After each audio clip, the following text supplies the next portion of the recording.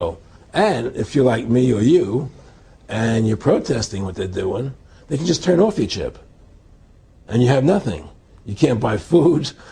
You can't do anything. It's total control of the people. And that chip's connected to a database that has your purchasing records, what you do, what Everything. you sell. Everything is in there, you know?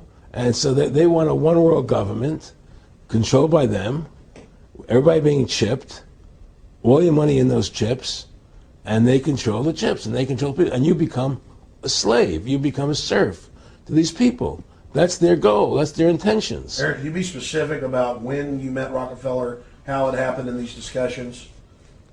I met Rockefeller through a female attorney I knew who called me up one day and said, one of the Rockefellers would like to meet you. I had made a video called Mad as Hell, and he'd seen the video and wanted to meet me and knew I was running for governor of Nevada. So sure, I'd love to meet him. And I met him, and I liked him, and he was a very, very smart man. And we used to talk and share ideas and thoughts. And he's the one who told me 11 months before 9/11 ever happened that there was going to be an event. Never told him what the event was going to be, but there was going to be an event. And out of that event, we were going to invade Afghanistan to run pipelines from the Caspian Sea. We were going to invade Iraq, you know, to take over the oil fields, establish a base in the Middle East, and make it all part of the New World Order. And we go after Chavez in Venezuela. And sure enough, later 9/11 happened, and I remember he was telling me how how you're gonna see soldiers looking in caves for people in Afghanistan and Pakistan and all these places, and there's going to be this war on terror, which is no real enemy, and the whole thing is a giant hoax, you know. But it's a way for the government to take over the American people. He told you it was going to be a hoax. Oh yeah, oh yeah. There's no question. He says there's going to be war on terror, and he's just laughing. There's no who are we fighting? I mean, why do you think 9/11 happened, and then nothing's happened since then? Do you think that our security is so great here that these people who pulled off 9/11, who were able to, can't knock down another plane? Come on, it's ridiculous. 9/11 was done by people in our own government and our own banking system to perpetuate the fear of the American people into subordinating themselves to anything the government wants them to do. That's what it's about, and to create this war, this endless war on terror. And that's why and that was the first lie.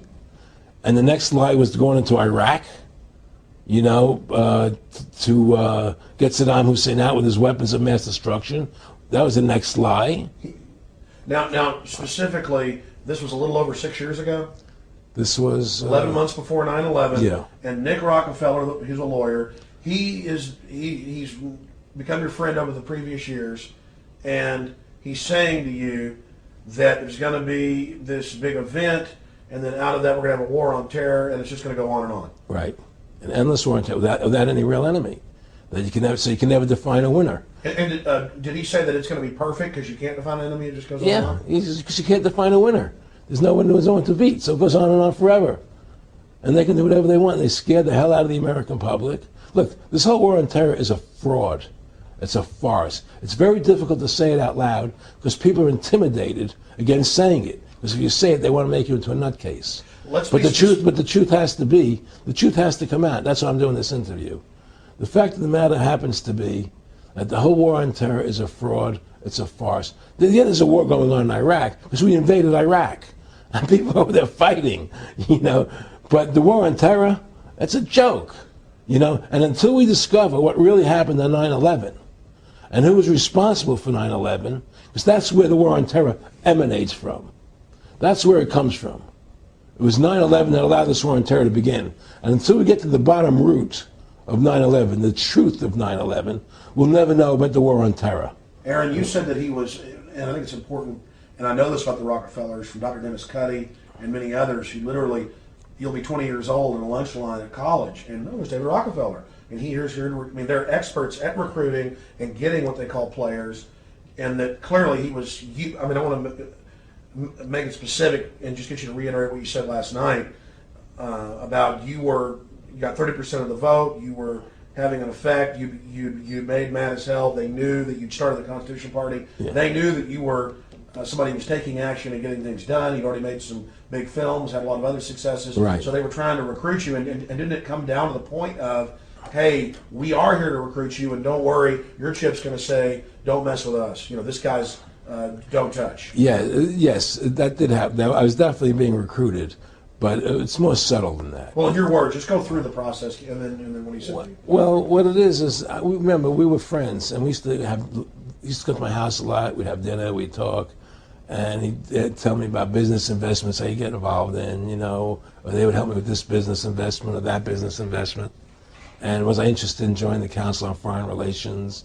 You know, I would have to get a letter to join them, but was I interested in that?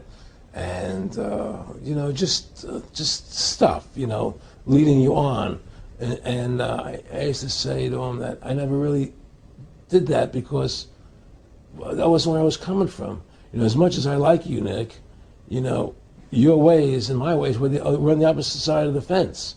You know, I don't believe in enslaving people, you know, and he would come back with, oh, I do? Or? Well, it would be more like, you know... It's better for them. Well, it's more like, you know, how do I put it? It was like, what do you care about them? What do you care about those people? What difference does it make to you? Take care of your own life. Do the best you can for you and your family. What do the rest of the people mean to you? They don't mean anything to you. They're just serfs. They're just people.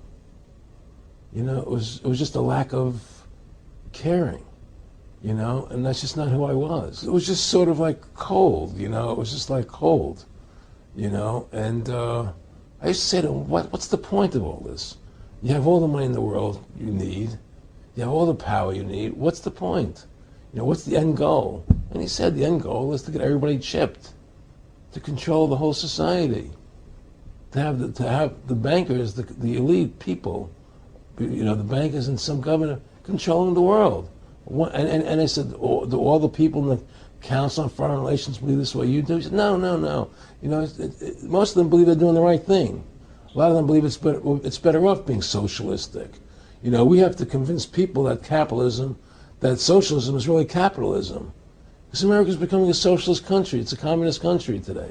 Well, one of the things they told me was that he was at the house one night, and he would talk, and he started laughing. He said, Aaron, what do you think women's liberation was about?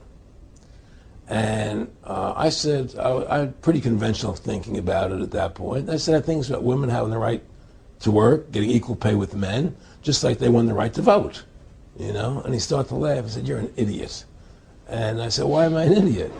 He said, let me tell you what that was about. We, the Rockefellers, funded that. We funded women's lib, you know? And we're the ones who got all over the newspapers and television, the Rockefeller Foundation. He says, and you want to know why? He said, there were two primary reasons. And one reason was we couldn't tax half the population before women's lib. And the second reason was, now we get the kids in school at an early age. We can indoctrinate the kids how to think. It breaks up the family. The kids start looking at the state as the family, as the school, as the officials, as their family, not as the parents teaching them. And so those are the two primary reasons for women's lib, which I thought up to that point was a noble thing. You know, when I saw their intentions behind it, where they were coming from when they created it, the thought of it, I saw the evil behind what I thought was a noble adventure.